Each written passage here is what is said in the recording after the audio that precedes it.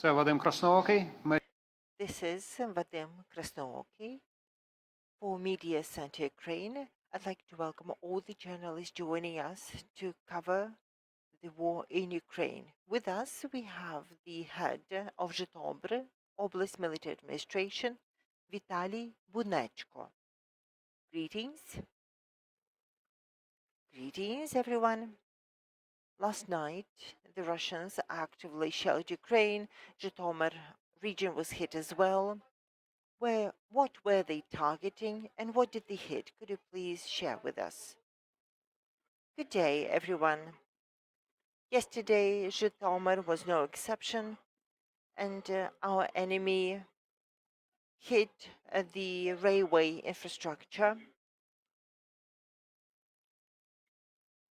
There was no major damage. Unfortunately, no casualties were inflicted. Korostin is the major railway hub in Zhytomyr, and there were no major delays with the railway traffic going through Korostin. I'd like to say that the ongoing shelling has something people are beginning to be inured to. 13 days before that, Zhytomyr sustained no shelling, but we did the statistics on the air raid warnings. Zhytomyr is fourth region that for 12 days and seven days in a row people stayed in bomb shelters. That came until the yesterday's shelling. So people became somewhat lackadaisical and stopped taking to shelter. So the enemy reminds us that we have the full-scale war with the Russian Federation. But I am very happy to hear that no casualties are reported and the damage to the infrastructure is minor. In your opinion, were the Russians targeting the railway or did they miss? Well, yesterday the railway seemed to be the intended target. When they would miss, like when they missed the Oblast state administration premises, we sustained a hit on a neighborhood school, which is just 100 meters away from the Oblast State Administration. They called it the military target, and this is what I said, that it is true that the school is a legitimate military target because the children who will study there will become proud fighters and will repel the Russian troops from ever invading Ukraine, just as the Ukrainian troops are repelling the Russian troops in the front. The Russian army is better armed. They are purportedly the second strongest army in the world, but they choke up on our patriotism. So our school will also bring up the future military leaders. 1,700 objects have been destroyed, and most of them are residential houses. 86 are educational facilities. Two schools have been razed to the ground, one in Zhytomyr, one in Obrich. There are schools, 22 sporty facilities, 3 centers for administrative services, 20 industrial sites. There are 54 civilian casualties, including 4 children. There were times when entire families were massacred by a direct hit of an aviation bomb. These families died in their homes in Ovruch. It was a true tragedy to see a vehicle standing next to a non-existent house when there was no means of taking DNA samples, when the family with 2 children perished in the house, and there's little that remains of the house or of the people that lived in it. So every school will bring up military leaders. And this is the ultimate result of the Russian aggression. Tell us about the situation on the Belarus border. As Zhytomyr has a long stretch of the border with Belarus. We have 250 kilometers of the state border with the Republic of Belarus. And let me tell you that the patriotic spirit of our nation and the preparation made in Zhytomyr have served to prevent the Russian invasion from the territory of Belarus. The situation remains calm on our stretch of the border. The armed forces of Ukraine are monitoring the situation. We cannot report a threat of invasion from Belarus, and the defensive actions that we've been making on the Ukrainian-Belarus-Russian border have not ceased for an hour or for a day since the beginning of the Russian invasion. We've continued digging fortifications along the border, and we will continue doing it to prevent what happened in Chernobyl area. Some territories, because of the entry through Chernobyl, 9 settlements came under the Russian occupation, but now the situation is fully controlled. It's reassuring to hear from you. Zhytomyr has been hit. And how are you restoring the infrastructure these days? We are working to restore the infrastructure that has been damaged along the border of our oblast with the Kyiv oblast. Active hostilities took place. Malin community was worst affected by the hostilities. The invaders stationed in Kyiv region and used their artillery to shell Malin community. If we take the 9 settlements, they came under Russian occupation. They were later cleared. We are now rebuilding the infrastructure. We are rebuilding people's homes that were destroyed by the shelling. We are now currently replacing the roofs, the windows. We are restoring the power supply there. We are providing humanitarian relief for the people afflicted who were under the occupation and those returning to their homes. And most importantly, we are carrying out the demining operations as the enemy has left minefields. And these are the mined forests. The many forested areas have been mined. What was the intent of mining the forest? It must have been to prevent the Ukrainian troops of chasing them out. Russians detonated the bridges as they withdrew. No one was chasing them at the time. So this was a military treachery because they saw the innocent civilians on the ground. They were under no threat, but the Russians would destroy the bridges in their wake. We are restoring the connection with the settlements. We are putting up uh, um, temporary bridges, and we are rebuilding the permanent bridges to bring life back to these settlements. Can you tell us about the Zhytomyr highway to Kyiv, the major highway? It is operational.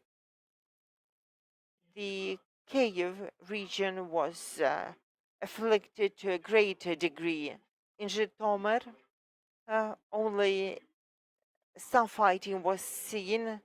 One area, the first area on the border with Kiev region, saw active fighting. It was the along MO6 highway. So this section is intact. I would drive to Kiev and I had to bypass Bilohorодka, but I came to witness the atrocity committed in Kiev. This was the Zhytomyrsky district. We saw such atrocities in the northern areas of the region, but the center remained intact, our Zhytomyr region. So the highway is passable, to give you a short answer. That's fine, and that's good to hear. Please tell us about the humanitarian situation in the region. Are people coming back home? Indeed, people are returning home. Zhytomyr used to be a transit humanitarian hub for a time because we are positioned the way we are. We were passage for Makariv, Borodyanka, Irpin people. They all passed through Zhytomyr. This was the first Ukrainian stronghold for people leaving those areas, and people were given medical aid, humanitarian relief. We provided food for them. We gave them clothes. I'd like to say that 90,000 internally displaced people are currently staying in Zhytomyr. Of them, 25,000 are children. We've provided them with all essentials. We've given them medical care. Currently, we are considering the possibility of building a temporary mobile town, the same as was provided by the Polish Republic in Lviv. We'd like to have the same for 325 people. We'd like to have the same one in Zhytomyr. So we are helping the internally displaced people. We are working with the global initiatives of the United Nations.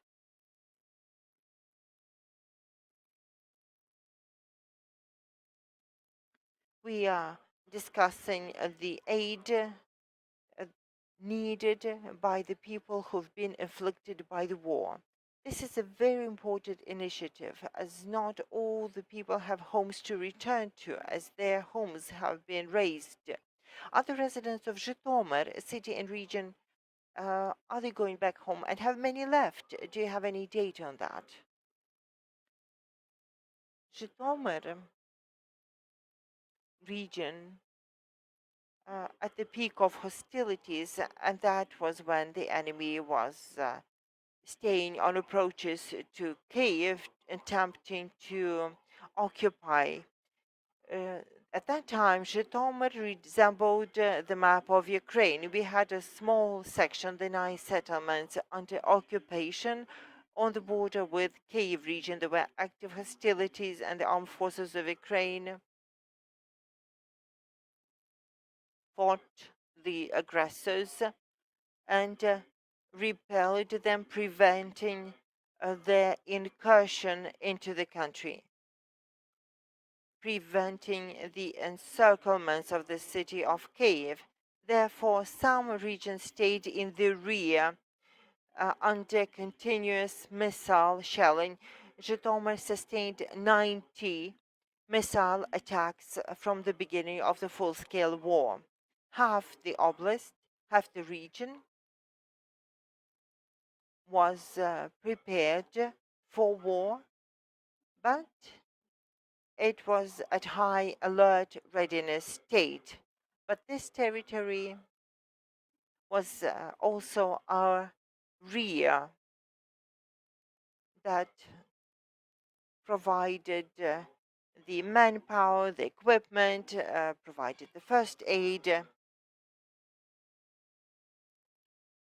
So Zhytomyr is a miniature Ukraine encapsulated in a region. Thank you. Vitaliy, we know that Zhytomyr is a very important region for Ukraine because of the role it plays in agriculture. So tell us about the sowing campaign and its progress. Well, unfortunately, we will not be able to maintain the performance of the past periods. The region was developing dynamically. In the last 2 years that I've become the governor, um, the oblast has seen steady progress. As for the regions that saw the hostilities on the area on the border with the Kiev region, even in those times, we met with the agricultural producers in Novgorod, Volynsk, and Berdychev, and we urged them to start the sowing campaign because the war is on, but it is just as important to assure the food security of our country. Therefore, I'd like to tell you that the sowing campaign is at its peak. Currently, over 25% of the planned areas have already been sown. We will be sowing more buckwheat, more fodder crops. The Monsanto company, the Monsanto seed company, which has a representative office in Zhytomyr, and a Bayer company offered help to the agricultural producers and offered 143 tons of corn for 150 farming companies. Currently, we are urging the companies who come from the occupied territories to come and work in Zhytomyr. Thus, in 2020, Zhytomyr was deemed as a region that is most favorable for business. This was an estimate of independent expert, and this is still holds true today. The oblast government, the local governments are prepared to help businesses on the ground. So if the companies are still considering the relocation, we'd like to tell you that we are happy to welcome you in Zhytomyr, and we'll help you conduct business, and you'll have full governmental support here. Vitaliy, thank you for finding the time to join us, for share these developments with us. It's good to hear so many good news from you. We had the head of Zhytomyr Oblast Military Administration with us, Vitaliy Bunchenko. I'm with him, Krasnookey, from the